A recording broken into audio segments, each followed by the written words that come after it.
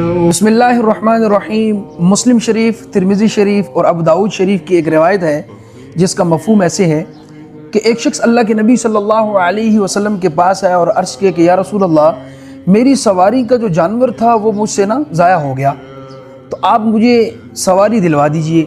آپ علیہ السلام نے فرمایا کہ میرے پاس تو سواری نہیں ہے۔ تو ایک دوسرے صاحب پاس کھڑے تھے، عرض کیا کہ یا رسول اللہ، میں اس کو ایسا شخص بتاتا ہوں جو اس کو سواری مہیا کر دے گا۔ تو اللہ کے نبی صلی اللہ علیہ وسلم نے فرمایا کہ جس نے کسی کو نیکی کا راستہ دکھایا، یعنی اس کی رہنمائی کی، تو اس شخص کو نیکی پر عمل کرنے کے برابر اجر ملے گا۔ یعنی جو آدمی اس نیکی کو کر لے گا، اس کو جتنا اجر ملے گا، کہنے والے کو بھی اتنا اجر ملے گا۔ جیسے میرے بھائیو، ابھی آگے حج کا مہینہ آ رہا ہے، حج کا موسم آ رہا ہے۔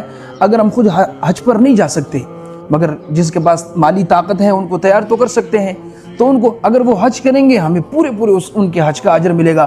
ایسے بہت سارے اعمال ہیں کہ جن کی ہم لوگوں کو دعوت دے سکتے ہیں۔